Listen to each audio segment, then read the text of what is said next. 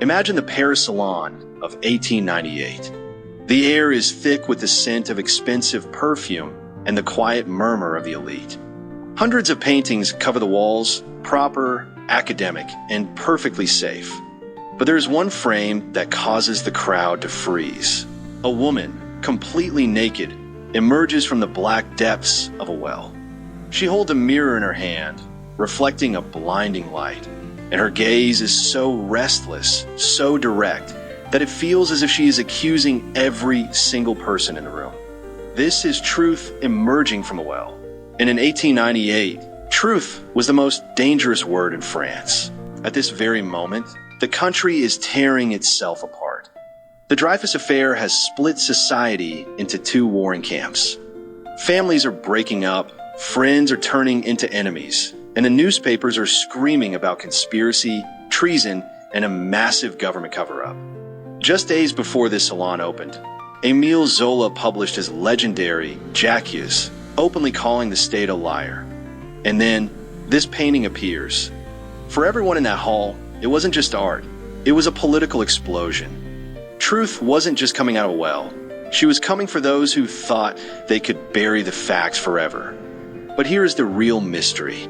The man who painted this wasn't a rebel. He wasn't a street revolutionary. His name was Edouard Debat-Ponsan, a decorated academic artist, a man who had spent his entire life following the rules.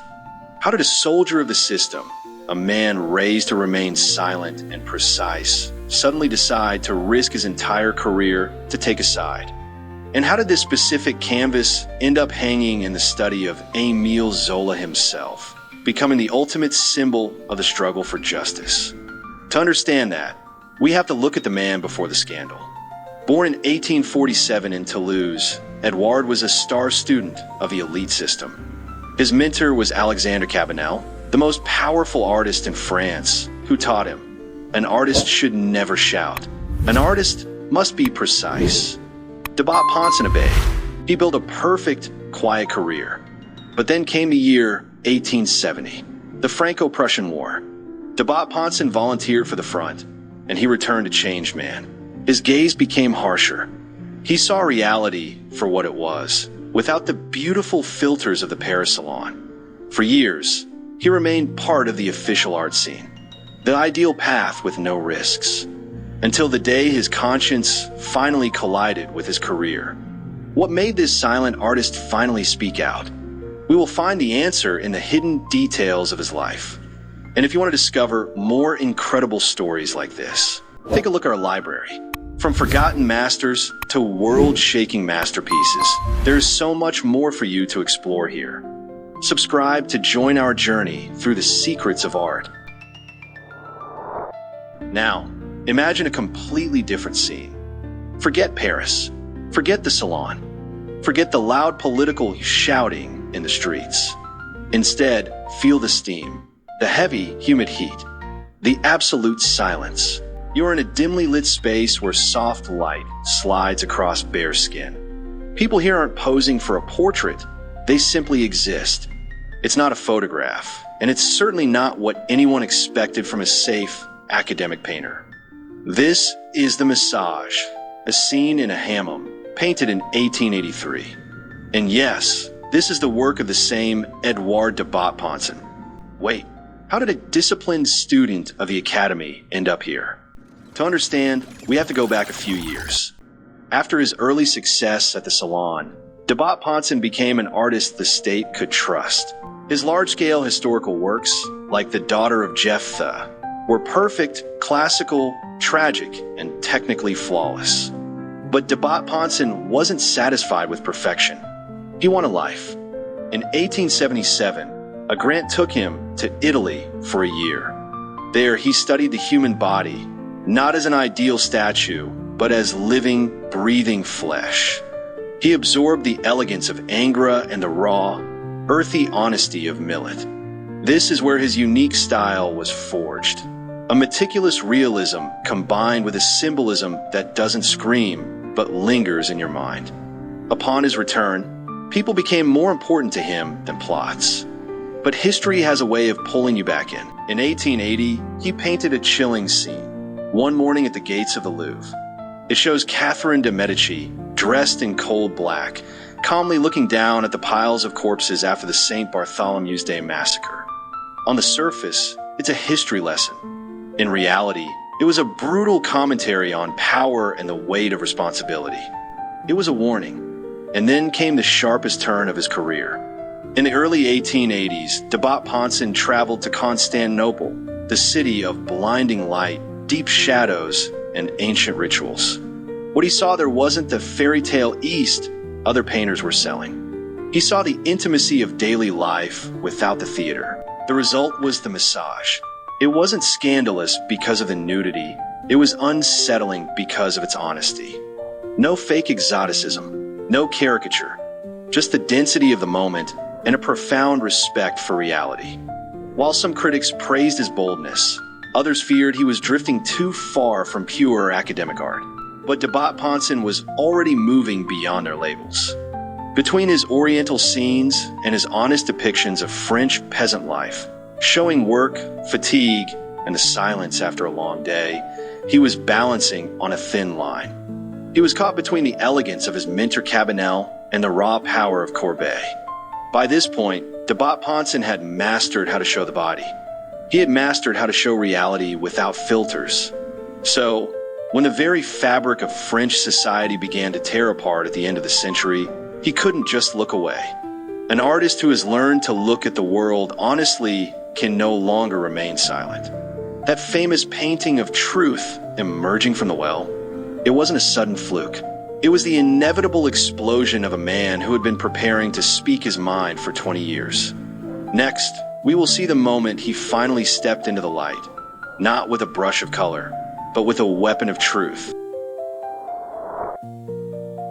The 1890s. France.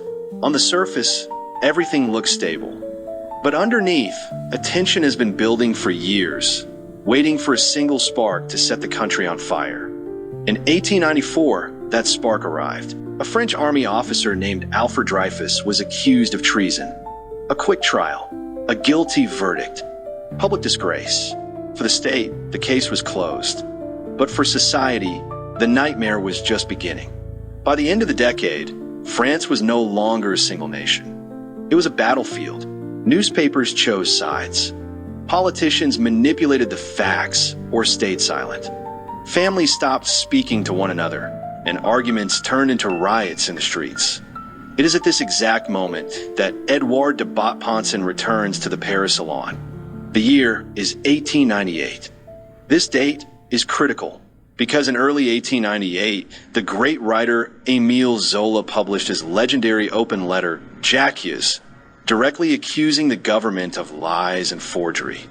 France exploded, and in that same year, Debat-Ponsan revealed a painting that was impossible to ignore, a painting that felt like a direct punch to the face of the establishment. Truth emerging from the well. A woman rises from the darkness. She isn't flying. She isn't posing.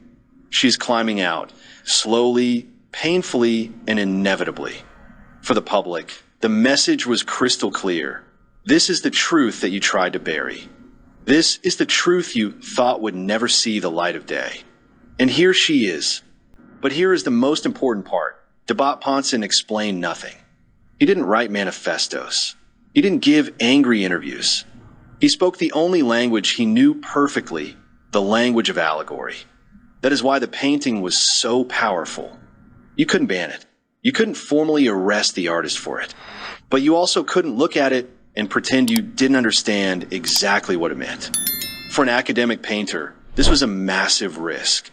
This was a man who had been a trusted part of the official art system for decades.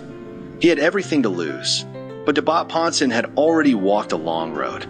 He had seen the brutality of the war in 1870. He had seen the raw, unpolished life of the peasants. He had seen the human body without filters. He had spent his life learning how to look at things honestly. And now, he simply couldn't look away. Later, this masterpiece would become forever linked with the name of Émile Zola, cementing its place as a global symbol of the struggle for justice. But the paradox remains. Debat-Ponsan didn't become a political activist. He didn't change his style. He didn't turn into a propaganda artist. He remained the same master of form. It's just that now, the form was speaking louder than any text ever could. This leads us to the final question of our story. What happens to an artist who, at the very peak of his career, dares to tell the truth? And what happens when he uses the very language of the system to expose its secrets? The answer awaits in our final chapter. After 1898, the noise gradually fades. The newspapers find new scandals, the politicians find new targets, and the country grows weary of the constant arguing. But the paintings, they remain. Edouard Debat-Ponsan simply went back to work. He continued to exhibit at the Salon, painted portraits, and taught the next generation of artists. He didn't try to cash in on his political fame. He didn't turn his truth into a repetitive brand. He chose the quiet dignity of his craft over the loud spotlight of politics. In 1900, Debat-Ponsan participated in the Exposition Universelle in Paris, a massive event that summarized an entire century. The world was changing, and art was changing with it. New styles were emerging, and academic painting began to drift into the shadows. Not because it was weak, but because the new era was searching for a different language. Debat-Ponsan didn't fight the tide. He walked away with grace. He died in 1913 in Paris, just 1 year before Europe would lose its illusions of stability forever in the Great War. But there is an unexpected dimension to his legacy. Debat-Ponsan left behind more than just canvases. He left a lineage of influence that shaped France for a century. His son, Jacques, became a renowned architect and won the prestigious Prix de Rome. His grandson, Michel Debré, became the first Prime Minister of France under Charles de Gaulle and a key author of the current French Constitution. The family's impact moved from the brush to the blueprint and from the canvas to the halls of power. Yet, one image remains special. Truth emerging from a well. An image born from a single, chaotic moment in 1898 and one that outlived it. It reminds us that truth can be delayed. It can be hidden. It can be buried deep in a well, but it can never be canceled. Debat-Ponsan left us a symbol that the world would need again and again. A reminder that sometimes the most silent man in the room is the one holding the mirror that reflects the brightest light. Thank you for watching this story to the end. If it made you stop and think, or if you discovered a new name in art today, please support this video with a like. It truly helps our channel grow. Take a look at our library here on the screen. From forgotten masters to the greatest mysteries of art history, there are dozens more stories waiting for you. Subscribe to join us, and let's keep exploring the moments when paintings speak louder than words. See you in the next video.